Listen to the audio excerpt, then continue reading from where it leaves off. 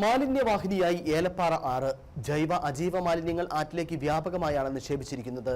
മാലിന്യം കുമിഞ്ഞുകൂടി ആറുമായി ബന്ധപ്പെട്ട വെള്ളം ശേഖരിക്കുന്ന കുടുംബങ്ങളും കുടിവെള്ള പദ്ധതികളുമടക്കം മലിനമായി സാംക്രമിക രോഗ ഭീഷണിയിലാണ്. സുരക്ഷിത മാലിന്യ സംസ്കരണത്തിന് സംസ്ഥാന സർക്കാർ വിവിധ പദ്ധതികളാണ് ആവിഷ്കരിച്ച് നടപ്പിലാക്കുന്നത്.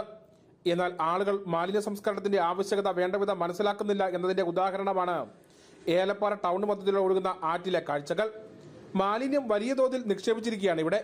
ജൈവ അജൈവ മാലിന്യങ്ങളാണ് കൂടുതലായി ഇവിടെ നിക്ഷേപിച്ചിരിക്കുന്നത്. മുൻപ് ഈ ആറുമായി ബന്ധപ്പെട്ട കുടിവെള്ള പദ്ധതികളെ ഗുണഭോക്താക്കൾ പ്രതിഷേധമടക്കം ഉയർത്തി രംഗത്ത് വന്നിരുന്നു. പഞ്ചായത്ത് ഈ വിഷയത്തിൽ നടപടി സ്വീകരിക്കുന്ന ഉറപ്പ് നൽകി. എന്നാൽ ഇതെല്ലാം ഉറപ്പിൽ മാത്രം ഒതുങ്ങിയ കാഴ്ചയാണ് കാണുന്നത്.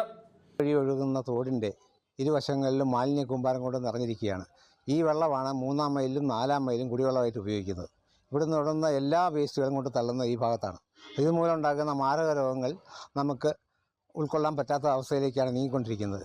അധികൃതർ എത്രയും വേഗം ശ്രദ്ധ പതിപ്പിച്ച് ഇതിനൊരു നടപടി എടുക്കേണ്ടതാണ്. ഇത് മാത്രമല്ല, ഇതിനു മുമ്പും പലതവണ ഇതിനെക്കുറിച്ച് ആവർത്തിച്ച് പറഞ്ഞിട്ടുള്ളതാണ്.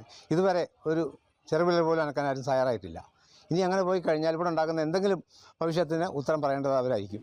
ഏലപ്പാറ ആറ്റിലേക്കുള്ള മാലിന്യ നിക്ഷേപം വർഷങ്ങളായി തുടരുന്നതാണ്. പഞ്ചായത്ത് മുൻപ് 6ന്റെ വശങ്ങളിൽ കമ്പിവേലി സ്ഥാപിച്ചിരുന്നു. എന്നാൽ ഇതെല്ലാം മറികടന്നാണ് മാലിന്യം വ്യാപകമായി നിക്ഷേപിക്കുന്നത്.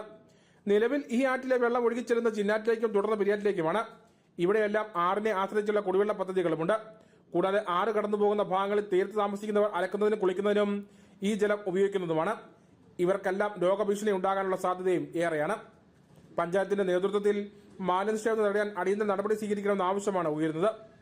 News bureau, Elappara.